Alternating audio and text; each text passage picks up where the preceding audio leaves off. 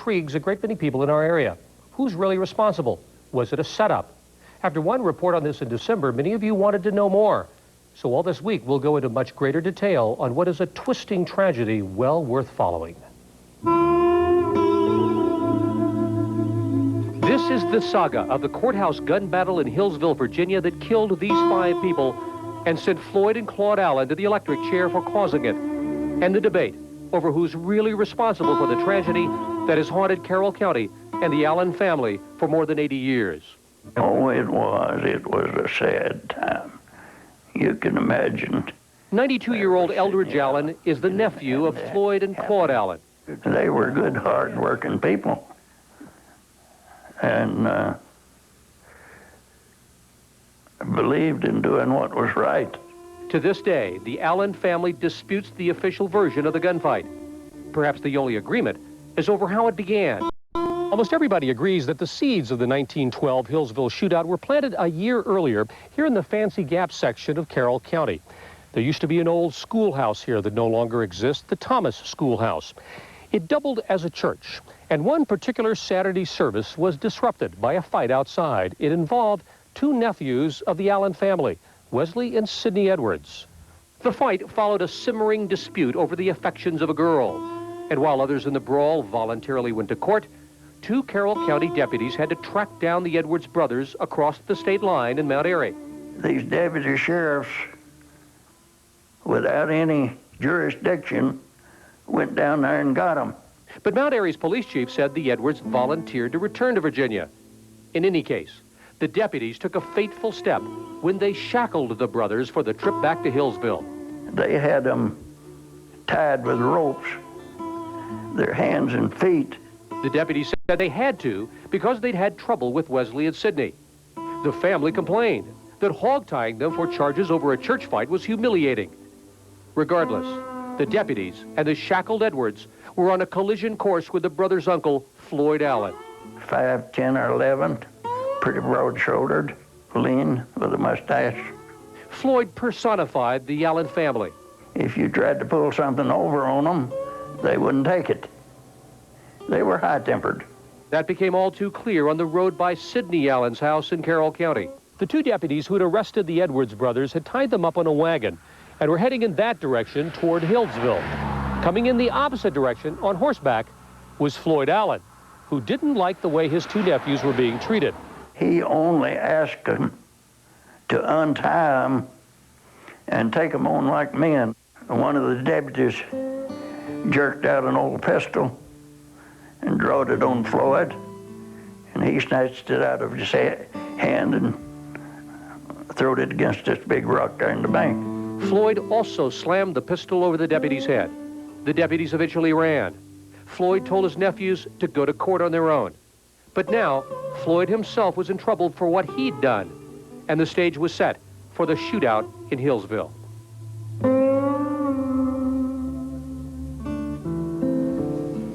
And tomorrow night, we'll begin looking at the shootout itself. Intriguing indeed. Fired first when the Hillsville shootout exploded. Shootout, who really fired first when the Hillsville shootout exploded in a courthouse 80 years ago? That is one question we deal with tonight as we continue the disputed saga of that awful day in 1912. To recap, Floyd Allen, head of the well-known Allen family of Carroll County, Virginia, got into trouble for confronting and beating one of 2 deputies. He had challenged their shackling of 2 of his nephews to take them to court for a church fight. But Floyd himself ended up on trial for interfering with the officers. And on March 14, 1912, a jury in Hillsville, Virginia convicted Floyd of the crime. The sentence was 1 year in jail, the minimum. Floyd said he wouldn't go. Seconds later, gunfire blazed through the courthouse and killed Judge Thornton Massey, Commonwealth's attorney Bill Foster, Sheriff Lou Webb, and 2 others. Authorities said the Allens started the shootout. But was it really their fault? Hillsville lawyer John Alderman, at the age of 85, is perhaps the oldest living expert on the shootout. It was established by evidence that should convince anybody that the first shot was fired by Claude Allen. Claude was Floyd's son, but the family doesn't believe Claude fired first. I don't say the Allens was in the right, But I say they were pushed by the other side until it done wrong. Floyd's nephew, Eldridge Allen, says Claude was actually defending his father from a court official who fired first. Regardless, the shooting began precisely when Floyd said he wasn't going to jail and began reaching into his sweater. But reaching for what? Floyd's own attorney, D.W. Boland, later said he saw a gun in Floyd's sweater. And suddenly Claude pulled a gun, and so did Floyd's brother, Sidney Allen. This is what Attorney Boland said. He saw Claude Allen in the act of leveling his pistol at Judge Massey. He said that Claude Allen fired, and almost immediately another shot was fired right where Sidney Allen stood. Judge Massey was the first to die. 14 witnesses would testify the first shots came from the northeast corner. And the party standing back there was Sidney Allen and Claude Allen. But Sidney Allen, who incidentally fired his final shots from alongside this monument, has a different version of what happened, and he wrote about it in his memoirs 44 years later. He said the trial of Floyd had just ended, and he was talking to a man inside when he heard the crack of a pistol. He goes on to write, "I saw flashing guns in the hands of Dexter Goad, clerk of the court, and Lou Webb, the sheriff. Their weapons, I thought, were pointed directly at Floyd Allen, and apparently they were attempting to kill him." And what if Floyd had not been reaching into a sweater for a gun, but for something else? Hillsville attorney Joe McGrady is distantly related to some involved in the shootout and said the Allens claim that Floyd was actually reaching for a piece of paper, a petition for a new trial. And of course, if he was reaching for a petition and someone mistook that he was reaching for a gun, he could have possibly been innocent in that situation as far as being the one that drew. But Floyd was convicted and ordered executed. So was Claude. And just before his death, Claude insisted that he'd only been protecting his father, Floyd, from someone who'd already fired at his dad. So who was the court official that the Allens blame? We'll tell you that tomorrow night. And I'll see you at 11. I'm Rick Kim. I'm Denise. Out in 1912, a surprise, or was it expected? And did someone other than the Allens trigger the deadly gunfight that has captured public attention for decades? Our week-long look at the shootout goes on. According to the official record, the gunfire that killed so many in the Hillsville courthouse 80 years ago began with the Allens. Floyd Allen, convicted of interfering with deputies, refused to go to jail, and while standing in the courtroom, supposedly reached for a gun in a sweater. Quicker on the trigger, though, was his son Claude, who, according to the record, pulled his gun and started the firing that would ultimately kill or injure 11 people. Local attorney and shootout expert John Alderman says the evidence supports that account, and that Floyd had even warned he planned to cause trouble that day. Floyd Allen had told different ones that he was going to shoot the biggest hole in that courtroom that had ever been shot in a court. Alderman says a frightened Commonwealth's attorney Bill Foster asked the judge for extra deputies for Floyd's trial. Judge Thornton Massey said no. They said if they find out that they have us on the run, that we're afraid of them, there'll be a general breakdown in law enforcement. Attorney Foster then made this dire prediction for the trial of Floyd Allen. The chances are we'll never live to see the sunrise following his conviction. Indeed, Foster and Judge Massey both died in the shootout. But Floyd's nephew, Eldridge Allen, now 92 years old, argues that courthouse officials were preparing for violence. In fact, he says a witness, now dead, told him officials held a target practice just before Floyd's trial. Practice shooting the day before the trial. Wow. So they were looking for trouble. They were expecting it, and they were looking for it. Officials not just expecting or looking for trouble, but actually starting it, according to one book. This one by the late Rufus Gardner, called The Courthouse Tragedy. In it, Gardner shows an affidavit in which two men claim that somebody other than the Allens started the shootout. The two men claim Deputy Clerk Woodson Quisenberry told them on his deathbed that he triggered the gunfire. And that he fired the shot and hit Floyd Allen. Of course, the shot hit Floyd Allen in the leg and broke his leg, and he fell. And he said when he did, all hell broke loose. He didn't say any such thing. John Alderman argues the affidavit's a fake, and one of the men who signed it admitted to him that he was paid by a writer to sign it. Bud Conley grinned a little. He said it was the easiest $25 I ever made in my life. Made that statement in my presence. While people still argue over who fired first in Hillsville, some believe that court officials at the least wanted the Allens to get into trouble. But why would Carroll County authorities want the Allens out of the way? That story tomorrow night. Intrigue and more intrigue. It goes on, doesn't it? Gunfight at Hillsville 80 years ago, a setup. Even many who think the Allens started it wonder if the Allens had been cornered. Tonight, the saga continues. To recap, the official story is that Floyd Allen was convicted of a crime in 1912. While standing in a Hillsville, Virginia courtroom, Floyd reached for a gun. He and his son Claude began firing. The exchange of bullets killed or injured 11 people. To this day, the Allen family and their supporters believe the Allens were pushed into it. Floyd Allen's nephew, Eldridge Allen. What caused this to happen, do you think? Politics. Before the shootout, the Allens were well regarded in Carroll County. They were good, hard-working people. Believed in doing what was right. So what went wrong? The Allens have claimed that they were set up for trouble by those in power in the courthouse. Those in the courthouse were Republicans, the Allens, Democrats. And to get some feel for the underlying tensions at that time, we came here to Hillsville to talk to Attorney Joe McGrady, who is distantly related to the sheriff who was killed in the shootout and who, oddly enough, has relatives who also defended the Allens in court. I think sometimes people get the perception that this is just a poor, backward mountain county and these were just rough mountain people, and that wasn't true. McGrady, himself a Democrat, believes the Allens were popular and powerful Democrats who were a threat to the Republicans in office. McGrady also believes those Republicans were overly zealous in ordering deputies to cross the state line and arrest Floyd Allen's nephews in Mount Airy for their involvement in a church fight.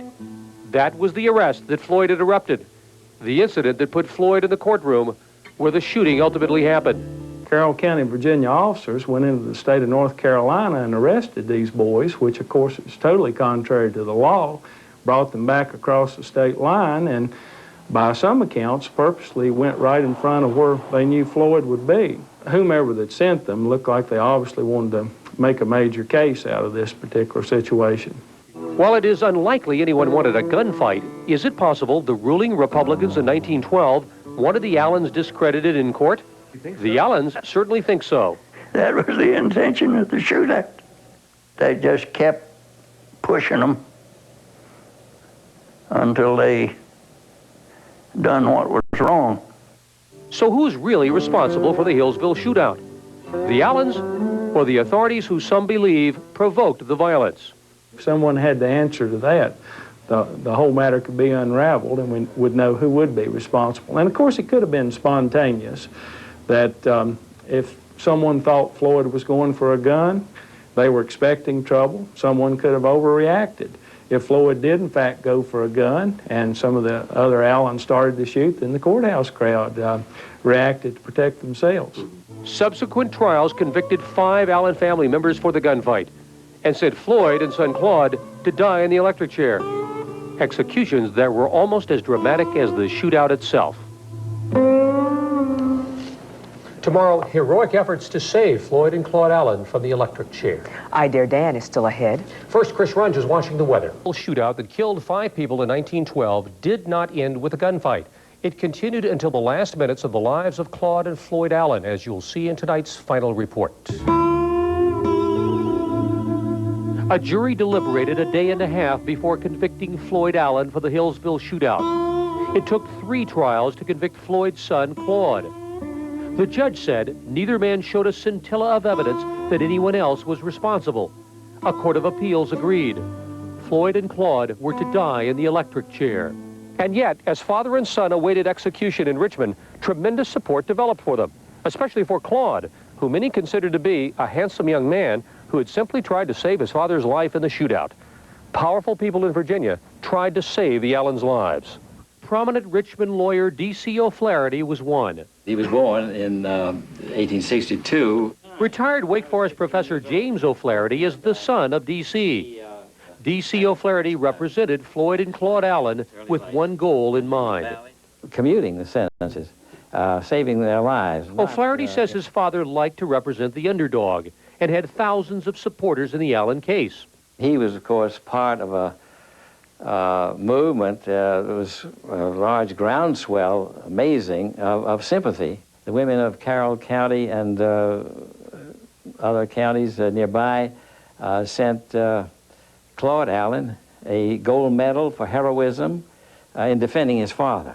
But Virginia Governor William Mann refused to halt the executions. He left the state just before the Allens were to die. And while the governor was gone, D.C. O'Flaherty and others tried to convince Lieutenant Governor James Ellison to stop the executions, telling Ellison that he had the temporary authority in the governor's absence. They especially leaned on Attorney General Sam Williams to give his legal blessing to such an extraordinary step. D.C. thought the Attorney General would do it. I think my father felt that he would make a decision in favor of his side. But Williams hesitated. By that time, it was too late. Governor Mann learned of the plot, raced back to Virginia in time for Floyd and Claude Allen to die in the electric chair in Richmond. So there's a possibility that they could have saved the Allens. That's right.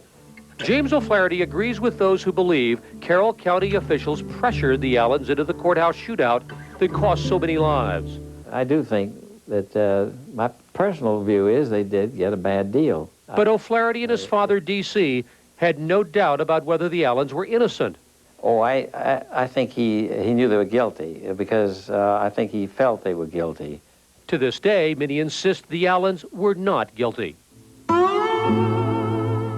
If there is common ground for the events that killed 5 and sent Floyd and Claude Allen to the electric chair, it is with the argument that the Allens had been under terrific pressure. Perhaps if Carroll County political opponents had not pushed the Allens so hard in public and in court, perhaps the well-liked but hot-tempered Allens would not have exploded. I'm not trying to justify them for what they did, but you can push me or you or anybody else if they've got any grit in us until we'll do what we'll do wrong.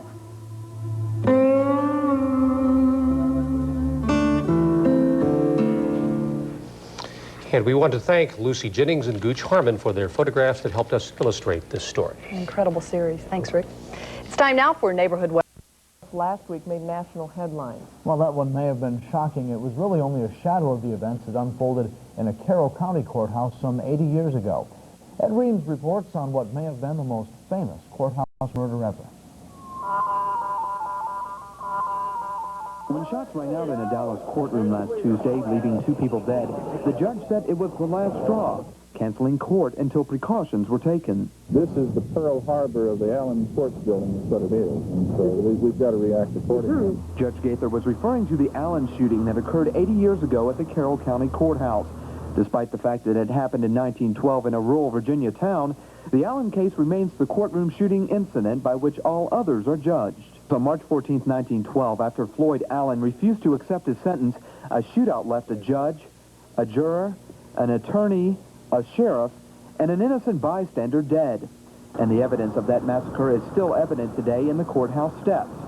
Since then, strict search measures have been used. There hasn't been a shooting in the Carroll County Courthouse for 80 years, but last December they put in this metal detection equipment. But what do these measures say about the safety of our American courtrooms? One practical aspect that they realize in Dallas, and we have realized here, is the necessity for the court to offer protection to the citizens that come to this court to find justice. History should teach us lessons. And I think there's a sense of, not pride, but maybe gratitude that the sacrifice of our citizens here in 1912 has had some continuing impact, we hope for good, elsewhere. Ed Reams, Channelton News, Hillsville. Wow, I wasn't aware of that incident at all, but... It's famous in Hillsville, no doubt about that. Okay, well, that is our news for now. Western Virginians for many years to come. In this week's cover story, Channel 10 News reporter Cindy Farmer tells us the Hillsville Courthouse Massacre may be a thing of the past, but it's not forgotten. March 14th, 1912. A cold, dreary day that would leave its marks on the small town of Hillsville forever. In a packed courtroom, Floyd Allen was found guilty of a felony. Well known for the statement that he would never go to jail, Allen stood by his words and told the court he wasn't going. That's the part of the story most agree on. It's what happened next that has the townspeople divided. They still, well, two sides to it even today. Although it's been, well, it'll be 76 years, they still got, well, their own opinion, more or less. Some say it was Floyd's son Claude that fired the first shot. Others say it was the sheriff. But after that first shot sounded, bullets seemed to come from everywhere, and before it was all over, 4 people lay dead. The sheriff, the Commonwealth attorney, the judge, and a juror. I think the most people that was attending court that morning was expecting some trouble. It had been a talk around through the country for several days before the trial. I think they was expecting trouble. It was a tragedy that brought national headlines to the small town, attention that townspeople neither wanted or needed. Not only had the town lost 4 of its leaders, it was torn as to why. There had been a little feud, I think, for several years, a brewing between the Allens and some of the court officials, and maybe some politics mixed in with it, you know.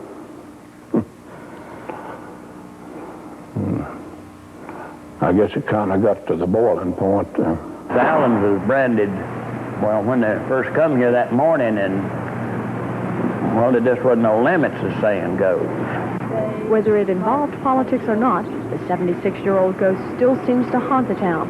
Today, at the Hillsville Diner, where at one time talk of the tragedy filled the air, it's not the prime topic anymore, but people still remember. From time to time we talk about it, but, you know, it's usually just, you know, it's sort of forgotten, I think. Not much, isn't most of the old folks. It's just a thing of the past. That's all, especially the young kids. It's just history now. And Floyd Allen and his son Claude would go into the history books a year later after they were executed for the murder of the judge. Many say the Allens always got the last words, and according to legend, Floyd Allen did when the epitaph on his grave read that he had been murdered by the Commonwealth of Virginia over the protest of thousands of its citizens. But that legend was never proven. It's just one more mystery added to many others that always have and probably always will surround the Hillsville courthouse tragedy. Cindy Farmer, Channel 10 News in Hillsville. It's interesting. It really is. Very interesting. They've got a museum there. That's where those little figures came from. Right.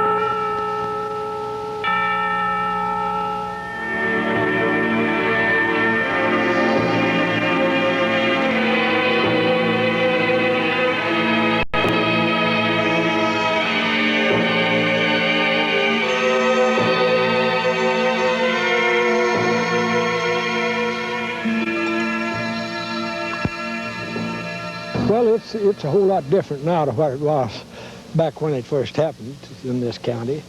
Most of the Allens have died out. Most of the old ones, they're all gone. But it is a living legend. Yes, it's a living legend. People haven't forgot it around here, you know. But they don't like to talk about it, at least not with outsiders. They've all got friends on both sides, and they didn't all see it alike. And they're afraid of insulting somebody? Yeah, afraid they're making enemies by it. Early Webb is unique in that he agreed, reluctantly, to discuss the tragedy at the Hillsville courthouse. And at 85, he's one of the few people left who are old enough to remember the shootout in 1912. 15-year-old Early was out plowing on a ridge not far from town. He says he heard the shots. Then a fellow on horseback came by and told him what had happened. It was the morning of March 14th, a Thursday. The jury had returned to resume deliberations in the fate of Floyd Allen, a fiercely independent 54-year-old man whose defiance of authority had gotten him in trouble before. Floyd Allen one time had on a load of liquor going to a place, and the officers stopped him just the other side of Sylvatus. And Floyd Allen told them to read their warrant, and he said that it said go in and search. And Floyd said, I seen where it said you'd go in, but it didn't say anything about you coming out. You can push a man till he does things he shouldn't. Eldridge Allen believes his Uncle Floyd simply got pushed too far. He was fond of his uncle, often stayed at Floyd's house or at Uncle Sidney's stately home at the top of Fancy Gap Mountain, a gathering place for the Allen family. Eldridge Allen's father, Garland, the youngest of Jeremiah Allen's 10 children, followed his own father into the Primitive Baptist ministry. The two brothers, Garland and Floyd, were close, and yet Garland knew that Floyd's temper could surface quickly. What was it your father said about him? Said when he got mad, he went crazy. In their younger years, before Garland took up preaching, the story is told of an incident here at the foot of Fancy Gap Mountain in 1887. A meeting had been called to discuss bringing a railroad to the southern part of Carroll County. The three youngest Allens, Floyd, Sidney, and Garland, allegedly disrupted the meeting by throwing rocks. One man was so seriously injured, he swore out a warrant against the Allens for felonious assault. His lawyer later claimed that Floyd Allen threatened his client into dropping the charges. Hillsville attorney William Tompkins later wrote, had Floyd Allen gone to the penitentiary for beating up Thomas Dalton with rocks in the year 1887, or for some of his numerous offenses cited since that day, the courthouse tragedy might never have been enacted. Among those numerous offenses were several shooting incidents, including more than one attempt on the life of Floyd's older brother, Jack. There's no way, in my opinion, of justifying them for what they've done. But you can push a bunch of men, me or you or anybody else, you can push them far enough that they'll do wrong. But much of what Floyd did was right. He'd been a constable for the Fancy Gap District, a member of the County Board of Supervisors in the late 1890s, and later served as a sheriff's deputy. He was a successful farmer, and between brushes with the law, was well thought of. Floyd Allen was accommodating. He'd always loan you anything in the world that he had, but he was a fellow that didn't love to be pushed. It was the incident with his nephews, Wesley and Sidney Edwards, which pushed Floyd Allen over the edge. It all started at a corn shucking, says Eldridge Allen. It was known by all of them, most everybody, if you shucked a red ear of corn, which you probably wouldn't shuck more than 1 in 500, well, you got to kiss the girl of your choice. So Wesley Edwards shucked the red ear of corn and kissed the other fellow's girlfriend. I don't know if he knew that it was the other fellow's girlfriend or whether he didn't care. But anyway, that's what started the racket. And it was followed up the next day at a church service. And this service was conducted by my grandfather, great-grandfather, Garland Allen. That makes this 50-year-old Radford businessman Eldridge Allen's grandnephew. Though Luther Dickens stands on a distant branch of the family tree, he's researched the story extensively. And as a result of the disturbance created at that worship service, the Edwards boys were cited for disturbing the peace, and warrants were issued for their arrest. They went to North Carolina until Uncle Floyd could arrange bond, but a pair of Carroll County deputies apprehended them there and were bringing them back to Hillsville along the road that passes by the Allen homestead. Now, Floyd Allen happened to see his two nephews hogtied in the deputy's custody. He became so incensed by what he considered unnecessarily harsh treatment at the hands of the officers, he overpowered the deputies and took his own nephews back to Hillsville himself. And he was actually being tried for that incident. The jury found Floyd Allen guilty of illegal rescue of prisoners, recommended he be fined $1,000 and sent to the penitentiary for a year. His lawyer made a motion to set aside the verdict, asking for a new trial. Judge Thornton L. Massey ordered a hearing be held the following morning to consider the request, but denied a motion to release Allen on bail in the meantime. The judge said to the sheriff, take charge of the prisoner, and he stepped up just about that time. Why, Mr. Allen kind of got up out of his chair and went under his coat and just tell you I ain't a-going. The late Senator Floyd Landreth was actually a witness to the shooting which followed, caught in the crossfire of bullets from all directions. How long? In 1965, he recounted the events in the courtroom in this exclusive interview with Channel 7's Don Murray. The film has never been broadcast before until tonight. It just happened real simultaneously and just went off whack, whack, whack, whack, whack, just like hailstones on a tin roof, sort of. Shots came from half a dozen different guns. At least 9 people in the courtroom were armed, though Sheriff Lou Webb and Commonwealth's Attorney William Foster were shot and killed before they could fire their pistols. The clerk of court, Dexter Goad, was ready with 2 guns. His daughter Jezebel said to be reloading one as Goad fired the other. The Allens ever after contended it was Goad who started it. It was more or less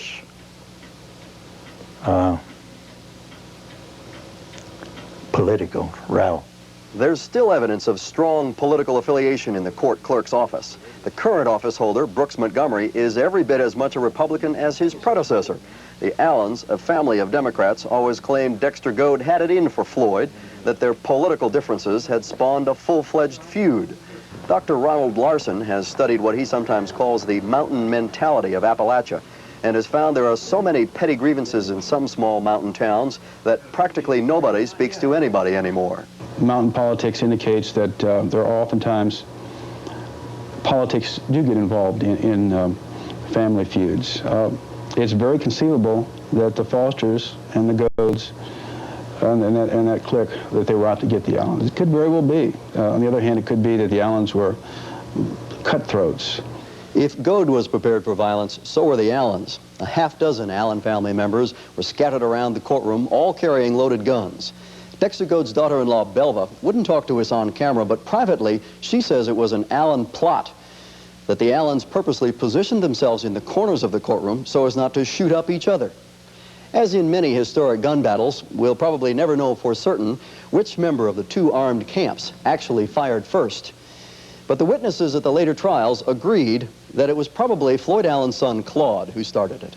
Sort of a maudlin sentiment had been built up here that Claude Allen was defending his father. We'll hear more from Stuart Campbell in a moment.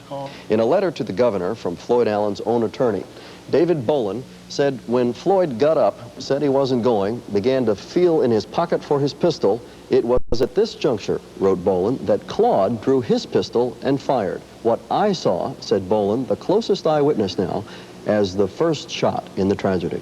Whoever it was, witnesses said the first of some 75 bullets fired fatally wounded Judge Massey. Senator Landreth again. I did see this judge, when he was shot, kind of slump over towards the front rail, you know, and he was leaning against the side of his chair. I saw Sheriff Webb fall backwards.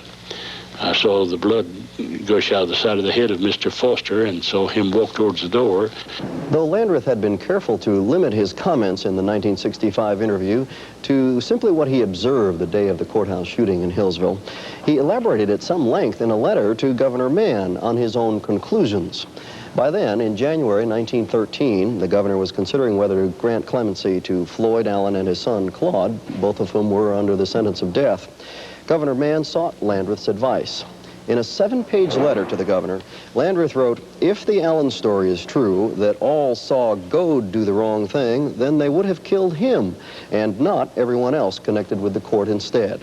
They meant to get the whole court, he wrote.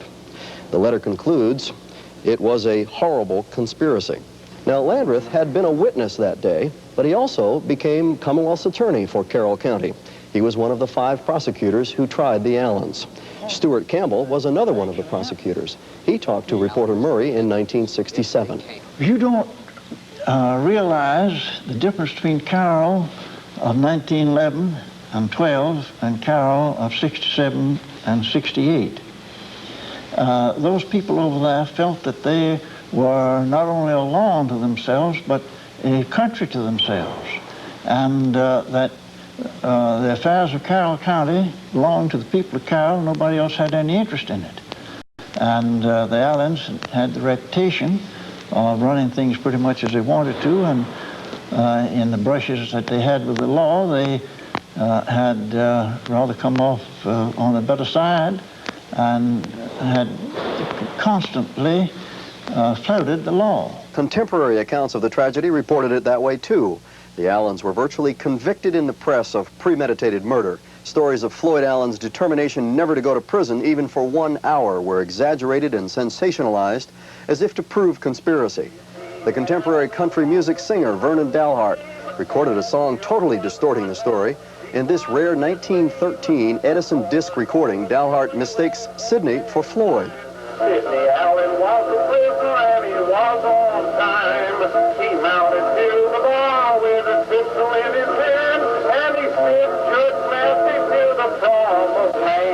In their rush to get into print, many pamphleteers published pure fiction to dramatize an already fascinating story. The Allens were painted black as members of an outlaw gang, marauders who wandered the countryside, wantonly murdering anyone who got in their way.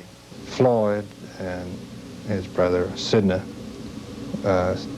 were fairly gentle people from all I can gather, not the ruffians that you would get from some of the news accounts. So few objective accounts have been written, folks in Hillsville today are suspicious of outsiders asking questions. Tim Clary is a former mayor of Hillsville, now a local magistrate.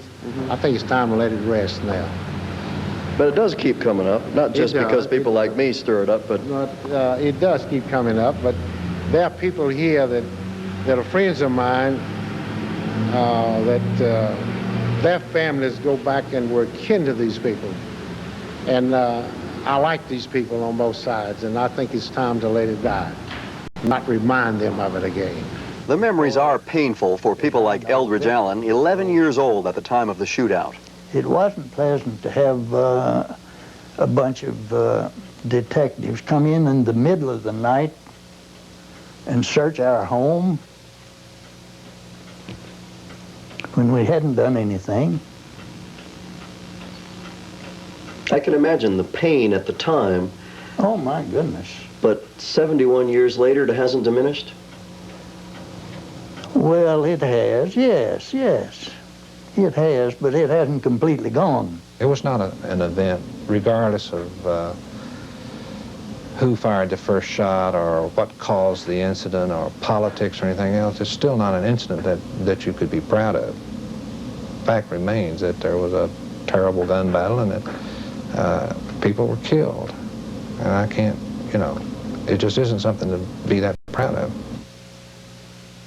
Written and produced in 1978 at Wytheville Community College, Ronald Larson's dramatic production was not intended to be purely historical, but he had thoroughly studied the story, and the play was carefully crafted in detail. I wanted to show that there are elements of good and bad on both sides, and that it was a common, that nobody was a villain, so to speak, or nobody should be considered a hero. That these people were human, that they were rounded, they were not simply cardboard characters. But Larson's efforts were not appreciated in Carroll County. One woman wrote and told me that it was disgrace what I've done, and that let these poor people rest in peace. More than anything, Larson wanted to take the play to Hillsville for a performance at the county high school, but he says the principal, John Noblet, wasn't interested. He wouldn't even read the script, Larson says. I expect scheduling problems are the biggest thing. Scheduling? Yeah, that's been some years ago. I don't know why has it come up? Why has all at once it come up again? The courthouse shootout comes up often in Carroll County school classrooms, we're told, but only when a student asks about it. History and social studies teachers claim the subject is forbidden. Not so, says Superintendent Ted Phillips. I know it's discussed a great deal, and as I travel through the schools, I've heard the students discuss it. I think it is still of some interest, but I had been told by several people that they have not really been allowed to teach it in a formal sense. No, there is nothing in our county school board policy or in our curriculum that would prohibit that from being taught in our public schools. Nevertheless, the teachers say it's just an unwritten rule, and some citizens in town will tell you that's the way it should be, because no one can agree on how the subject would be taught. Those most familiar with the story, especially older residents who remember the incident and its aftermath, simply won't talk about it publicly. Attorney John Alderman knows as much about it as anyone, but he politely declines to discuss it. His son, John Perry Alderman, now the U.S. Attorney in Roanoke, says something accurate needs to be produced on the subject, but he says it needs another 10 years. It's still too touchy, the younger Alderman explains. He refused to be interviewed on camera, saying I wouldn't want to hurt anybody's feelings.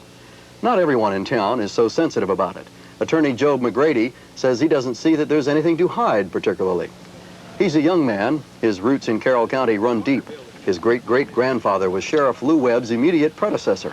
His great-great-great-grandfather was a judge here.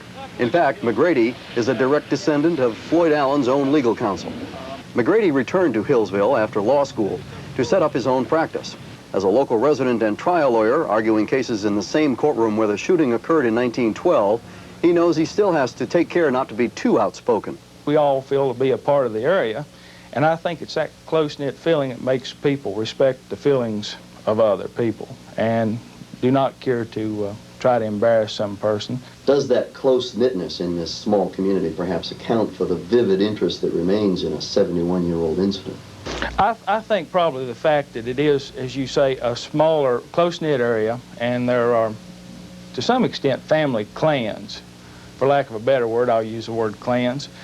And by being related to the cast of characters involved, I think that keeps the interest alive. McGrady's own interest in the case recently prompted him to commission a painting of the courthouse inspired by a photograph taken the day after the shootout. He contends Hillsville actually ought to try capitalizing on the tragedy as a tourist attraction. He suggests some type of outdoor drama or a motion picture. I can see someone like Paul Newman playing Sidney Allen, and maybe Robert Redford, one of the Edwards boys, the nephews. Maybe you could even have someone like Anthony Quinn in as Floyd Allen. Have Gregory Peck for the judge. But I could really see something, a motion picture, which would be of interest to everyone, made from this situation. Certainly you had enough violence to keep people's interest. You had the intrigue, and of course there was a little romance involved in the way that Sidney Allen and his nephew were actually found by the girlfriend. McGrady refers to Maud Eyeroller, Wesley Edwards' girlfriend. Edwards and his uncle Sidney Allen had both been involved in the courtroom shooting, but they escaped and managed to live undetected for 6 months in Des Moines, Iowa, before being caught. Some say Maud led detectives to them and turned them in. Others say Maud's father tipped off the detectives that Maud was planning to visit Wesley, and the detectives simply followed her to Des Moines. There are many stories like that which have colored the memory of events surrounding the shootout. Much of the legend stemming from the story involves the way Baldwin Felt's detectives almost terrorized the innocent members of the Allen family. Floyd's youngest brother, Garland Allen, was arrested, though he'd had nothing to do with the shootout at the courthouse. Garland and one of his older sons were put through a severe third-degree questioning, according to the first-hand account of one of the detectives himself. And, of course, my father was terribly upset. I mean, grieved, if you call it that had happened to him,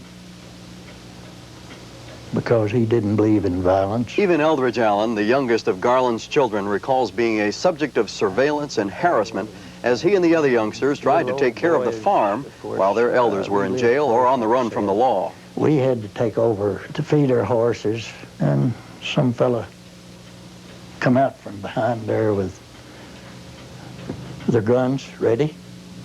Wasn't a pleasant experience. We didn't feel like it was necessary. Luther Dickens still recalls his mother's anxiety. The incident of my grandfather being marched to the general store to help in the search was a frightening experience. 5 people lost their lives in the shootout. In addition to the 3 officers of the court, Augustus Fowler, a juror, died the next day. And Betty Ayers, a witness in another case, walked home from the courthouse not knowing she carried a fatal bullet in her back. The massacre left 4 widows and 34 fatherless children. Within a week of the shooting, many of the victims' relatives filed civil lawsuits against the Allens for damages. As a result, much of the family property was confiscated. Everything was sold at auction. The store, Sidney's home. Though no one has publicly produced proof, there are those who claim there is evidence showing Clerk of Court Dexter Goad and other officers of the court held target practice the night before the shootout, anticipating the trouble Floyd Allen was reputed to have promised in the event he was convicted and sent to prison. In 1967, an affidavit surfaced which claimed one of Goad's deputy clerks had said on his deathbed 3 years earlier that he fired the first shot. Many students of the tragedy have written off the deathbed confession of Woodson Quisenberry as a dying man's bid for a place in history, including Wytheville professor and playwright Ron Larson. I kind of dismissed it. Perhaps it was rather cavalier of me as an old man's bid for immortality, sort of an anchor against oblivion. In other words, I didn't believe the story. Any reason to not believe it? If a man swore it on his deathbed, that's what the Allens said. The first shot that was fired. The affidavit was published by Rufus Gardner, a local entrepreneur and self-styled expert on the subject. Gardner owns a trading post at the foot of Fancy Gap Mountain at the state line. Inside, he has a small museum of Allen artifacts and pictures. His book has probably done more to rekindle the passions on both sides than any other recent work. At first glance, it appears to be an objective anthology of documents and letters, but Gardner has altered the tone and style of many of the original statements. For example, Gardner's version of Floyd Allen's final statement, made from the penitentiary, doesn't mention Deputy Clerk Quisenberry. However, the version contained in the State Archives does. While I was down, I got my gun, and as I was getting up and got about halfway straight, Quisenberry shot me through the leg, and I fired twice. Of course, Floyd Allen would have had no way of knowing Quisenberry would claim some 50 years later that he actually fired the first shot. Most of your relatives with whom I've talked believe the Quisenberry deathbed confession or believe someone else started it. Oh, yes. And that's natural, I suppose. Well, probably is. It's like I say, you know which side of the information you're going to get from me. Another one of Eldridge Allen's uncles, Jack Allen, Floyd's brother, had tried to save his son, Friel, by bargaining with detectives and prosecutors for his life. Friel was another Allen who'd done some shooting in the courtroom. While he was still on the loose, Jack agreed to help authorities find him on the condition Friel would not have to serve more than 5 years in prison. Friel was caught and sent to prison. 5 years later, Jack was allegedly murdered by Will McGraw. The story is McGraw was then hired by the Baldwin-Felts Detective Agency. Governor William Hodges Mann had personally seen to restoring order in Carroll County. He had sent the Attorney General himself to Hillsville. He ordered the Baldwin-Felts Detective Agency to spare no expense in tracking down the Allen and Edwards family members. After months of careful review, the former judge concluded the facts were these. Political persecution was not responsible for the shooting. The Allens, Floyd in particular, had long shown their contempt for the law. The Allens planned to destroy the court if Floyd was sentenced to any time in prison. Both Floyd and Claude Allen were parties to the conspiracy. The conspiracy was against all the officers of the court. And finally, that court clerk, Dexter Goad, did not start the shooting. So the Allens, father and son, were executed March 28, 1913, 1 year and 2 weeks after the shooting at the Hillsville courthouse. Following the execution, the bodies were returned to Carroll County. Thousands of people had visited the funeral home to view the remains before the bodies were buried. They say the original tombstone read, "Here lie Floyd and Claude Allen, judiciously murdered by the governor of Virginia over the protest of 40,000 citizens." Some say as many as 200,000 Virginians signed petitions such as these, but there's considerable doubt their sentiments were ever reflected in an epitaph. No photographs of it have ever surfaced. There are no documents to confirm it. And yet the old-timers say they saw it. After they were taken up at this tombstone place in Mount Airy, I just happened to see them. I saw that, yes, sir, right in the tomb. I went right to the tombstone where it was in that. The story goes the original inscription was changed as a condition of Governor Harry Byrd's pardon of Sidney Allen and Wesley Edwards in 1926. If there was such a stipulation, it was informal. The governor's official statement doesn't mention it. It doesn't specifically prohibit Sidney Allen from returning to Carroll County either, as some local residents will say. Bill Crockett is one such amateur historian who collects Allen memorabilia and theories on what happened and how it happened. Crockett talked with Dexter Goad's daughter Jezebel before she died. All I could find out was that the real true story had never been told and never would be because there were people alive today it hurt. I'm even afraid I'll say something I shouldn't and have somebody mad at me now. I'm not sure that the real true story will ever be told to anybody. Only God in heaven knows what really happened. Well, it's still a mystery. Oral White is the courthouse custodian and another self-styled expert on the shootout. White's uncle and a grandfather were actually in the courtroom the day of the shooting, but he says he never heard them discuss it. And they didn't particularly care to talk about it because, well, they knew both sides and, well, they didn't want to be wound up in the middle. Do you think it'll always be that way here? Evidently. It's been that way for 70-odd years. Still, among the families involved, it is talked about privately. It's a story passed down through generations, a living legacy. Will it ever be forgotten? No. Oh, yes, I'm probably sometime after all of us has any memory of it, all of us dies out, I guess it'll be forgotten.